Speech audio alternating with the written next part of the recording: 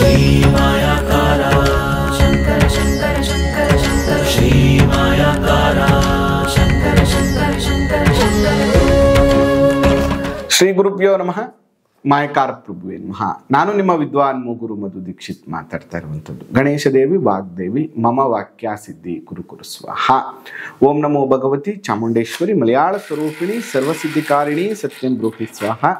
ನಮಃ ಶಿವಾಯ ನಮಃ ಶಿವಾಯ ನಮಃ ಶಿವಾಯ. ಆರಾಧ್ಯ ದೈವನಾಗಿರುವಂತಹ ಮಲೆಮಹದೇಶ್ವರರ ಮನದಲ್ಲಿ ನಿಲ್ಲಿಯುತ್ತಾ ವಿದ್ಯಾಗುರುಗಳ ತಂದೆ ತಾಯಿಯ ಪಾದಾರವಿಂದಗಳಿಗೆ ನಮಸ್ಕಾರವನ್ನು ಮಾಡ್ತಾ ಜಗದ್ಗುರು ಪಂಚಾಚಾರ್ಯರನ್ನು ಬಸವಾದಿ ಶರಣರ ಮನದಲ್ಲಿ ನಿಲ್ಲಿಯುತ್ತಾ ನನ್ನೆಲ್ಲ ಪ್ರೀತಿಯ ಯೂಟ್ಯೂಬ್ ವಾಹಿನಿ ವೀಕ್ಷಕ ಬಂಧುಗಳಿಗೆ ನಿಮ್ಮ ಮೂಗೂರು ಮಧು ದೀಕ್ಷಿತ್ ಮಾಡುವಂಥ ಪರಿಪೂರ್ಣವಾದಂತಹ ನಮಸ್ಕಾರಗಳು. ಇವತ್ತು ಈ ವಾರದ ವಾರ ಭವಿಷ್ಯವನ್ನ ನೋಡುವಂಥ ಒಂದು ಸಮಯ. ಈ ವಾರದ ಹೈಲೈಟ್ಸ್ ಅನ್ನ ಒಂದ್ಸರಿ ನೋಡೋಣ. ಇನ್ನು ಈ ವಾರದಲ್ಲಿ ನಾವು ನೋಡೋದಾದ್ರೆ 15ನೇ ತಾರೀಕಿಂದ 21ನೇ ತಾರೀಕುವರೆಗೂ ಕೂಡ ಈ ವಾರದ ಭವಿಷ್ಯವನ್ನು ನೋಡಬೇಕು. ಶ್ರೀಶಕ್ಕೆ 1940ನೇ ಕ್ರೋಧಿನಾಮ ಸಂವತ್ಸರ ದಕ್ಷಿಣಾಯನ ವರ್ಷ ಋತು ಭಾದ್ರಪದ ಮಾಸ ಶುಕ್ಲ ಪಕ್ಷ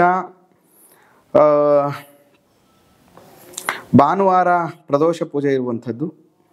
ಇನ್ನು 16ನೇ ತಾರೀಕು ಅನಂತ ಪದ್ಮನಾಭ ವ್ರತ ಇರುವಂಥದ್ದು. 17ನೇ ತಾರೀಕು ವಿಶ್ವಕರ್ಮ ಜಯಂತಿ, ಜೊತೆಗೆ 18ನೇ ತಾರೀಕು ಪೂರ್ಣಿಮೆ ಇರುವಂಥದ್ದು, ಜೊತೆಗೆ ಮಹಾಲಯ ಶ್ರದ್ಧಾರಂಭವನ್ನು ಪ್ರಾರಂಭಿಸುವಂತಹ ಒಂದು ದಿನ.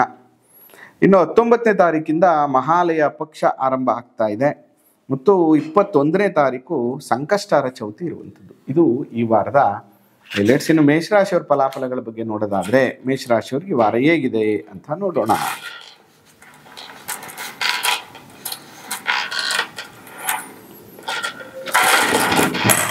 ಓಂ ನಮೋ ಭಗವತಿ ಚಾಮುಂಡೇಶ್ವರಿ ಮಲಯಾಳ ಸ್ವರೂಪಿಣಿ ಸರ್ವಸಿದ್ಧಿಕಾರಿಣಿ ಸತ್ಯಂ ಬ್ರೂಹಿ ಸ್ವಾಹ.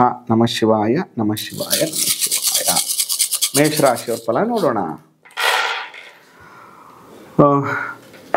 5, 10, 11 ಕವಡೆ ಅಂಗಾತ ಬಿದ್ದಿರುವಂಥದ್ದು ಮೇಷರಾಶಿಯವರಿಗೆ.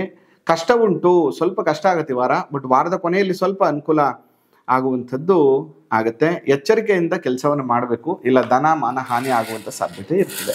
ನೀವು ಮಾಡಬೇಕಾಗಿರುವಂಥದ್ದು ಕಾಲಭೈರವ ಅಥವಾ ಸುಬ್ರಹ್ಮಣ್ಯ ಸ್ವಾಮಿಯ ಆರಾಧನೆಯನ್ನು ಮಾಡಬೇಕು, ಪೂಜೆ ಮಾಡಬೇಕು, ಅರ್ಚನೆ ಮಾಡಬೇಕು, ಕೆಂಪುವನ್ನು ಅರ್ಪಣೆ ಮಾಡಬೇಕು. ಇನ್ನು ವೃಷಭ ರಾಶಿಯವರಿಗೆ ಹೇಗಿದೆ ಅಂತ ನೋಡೋಣ. ವೃಷಭ ರಾಶಿಯವರಿಗೆ 3, 3, 6, 9, 10, 11 ಕವಡೆ ಅಂಗಾತ ಬಿದ್ದಿರುವಂಥದ್ದು.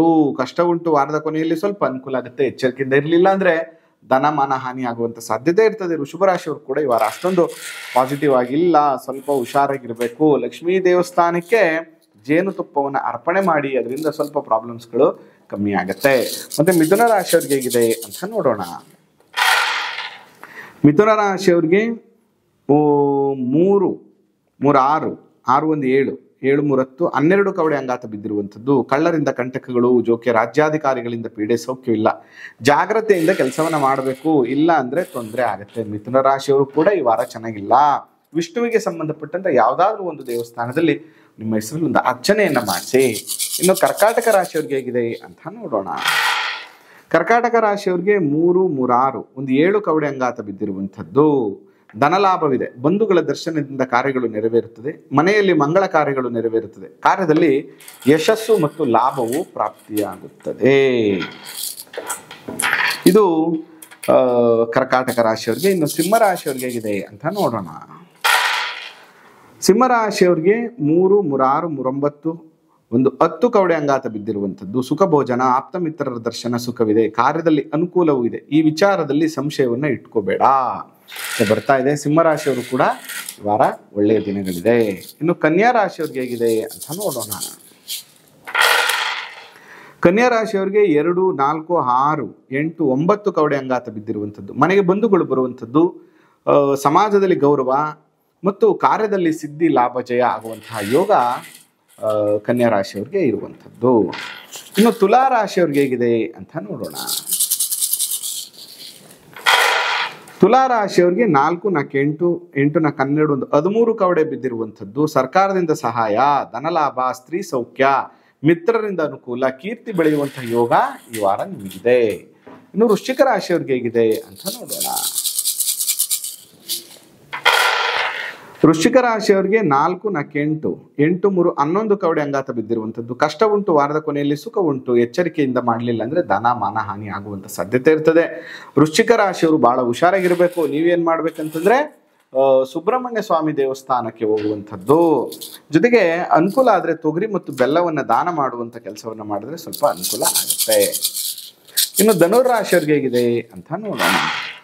ಧನುರಾಶಿಯವರಿಗೆ 4 ನ 8 ನ 12 ಕವಡೆ ಅಂಗಾತ ಬಿದ್ದಿರುವಂಥದ್ದು. ಕಳ್ಳರಿಂದ ಕಂಟಕ, ರಾಜ್ಯಾಧಿಕಾರಿಗಳಿಂದ ಪೀಡೆ, ಅಧಿಕಾರಿಗಳಿಂದ ಪೀಡೆ, ಮಿತ್ರರಿಂದ ಅಸೌಖ್ಯ, ಸೌಖ್ಯವಿಲ್ಲ. ಜಾಗ್ರತೆಯಿಂದ ಕೆಲಸವನ್ನ ಮಾಡಲಿಲ್ಲ ಅಂದ್ರೆ ಅನೇಕ ತರದ ಸಮಸ್ಯೆಗಳಾಗುತ್ತೆ. ಕುಲದೇವರಿಗೆ ತುಪ್ಪದ ದೀಪವನ್ನ ಹಚ್ಚುವಂತ ಕೆಲಸವನ್ನ ಮಾಡಿ, ಆದ್ರೆ ಕುಲದೇವರ ದರ್ಶನವನ್ನ ಮಾಡಿ. ಇನ್ನು ಮಕರ ರಾಶಿಯವ್ರಿಗೆ ಹೇಗಿದೆ ಅಂತ ನೋಡೋಣ. ಮಕರ ರಾಶಿಯವ್ರಿಗೆ 4 ನ 8 ನ 12 12 13 ಕವಡೆ ಅಂಗಾತ ಬಿದ್ದಿರುವಂಥದ್ದು. ಸರ್ಕಾರದಿಂದ ಸಹಾಯ, ಧನಲಾಭ, ಸ್ತ್ರೀ ಸೌಖ್ಯ, ಮಿತ್ರರಿಂದ ಅನುಕೂಲ, ಮಿತ್ರರ ಸೌಖ್ಯ, ಕೀರ್ತಿ ಬೆಳೆಯುವಂತಹ ಯೋಗ ಮಕರ ರಾಶಿಯವ್ರಿಗೆ ಇರುವಂಥದ್ದು. ಈ ವಾರ ಅನುಕೂಲವೇ ಇದೆ. ಇನ್ನು ಕುಂಭ ರಾಶಿಯವ್ರಿಗೆ ಹೇಗಿದೆ ಅಂತ ನೋಡೋಣ. 2 4 6 7 ಕವಡೆ ಅಂಗಾತ ಬಿದ್ದಿರುವಂಥದ್ದು. ಧನಲಾಭವಿದೆ, ಬಂಧುಗಳ ದರ್ಶನದಿಂದ ಕಾರ್ಯಗಳು ನೆರವೇರುತ್ತದೆ, ಮನೆಯಲ್ಲಿ ಮಂಗಳ ಕಾರ್ಯವೂ ನೆರವೇರುತ್ತದೆ, ಕಾರ್ಯದಲ್ಲಿ ಯಶಸ್ಸು ಲಾಭವು ಪ್ರಾಪ್ತಿಯಾಗುತ್ತದೆ. ಕುಂಭರಾಶಿಯವರು ಕೂಡ ಈ ವಾರ ಚೆನ್ನಾಗಿದೆ. ಬಟ್ 7.5 ಇರೋದ್ರಿಂದ ಶಿವ ಅಥವಾ ಶನೇಶ್ವರ ಸ್ವಾಮಿಯ ದರ್ಶನವನ್ನ ಮಾಡಿ. ಇನ್ನು ಮೀನರಾಶಿಯವ್ರಿಗೆ ಹೇಗಿದೆ ಅಂತ ನೋಡೋಣ.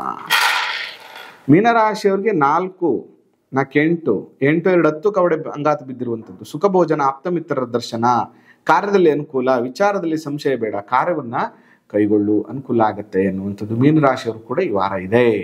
ಒಟ್ಟಾರೆಯಾಗಿ 12 ರಾಶಿಯವರಿಗೆ ಶುಭಾಶುಭ ಫಲಗಳು ತಿಳಿಸಿದ್ದೇನೆ. ಅದರ ಜೊತೆಗೆ ನಿಮ್ಮ ಜಾತಕಗಳ ದಶಾಭುಕ್ತಿಗಳನ್ನ ಕೂಡ ಒಮ್ಮೆ ತಿಳ್ಕೊಳ್ಳಿ ಅಂತ ಹೇಳ್ತಾ ಇವತ್ತಿನ ಕಾರ್ಯಕ್ರಮವನ್ನು ಮುಗಿಸ್ತಾ ಇದ್ದೇನೆ.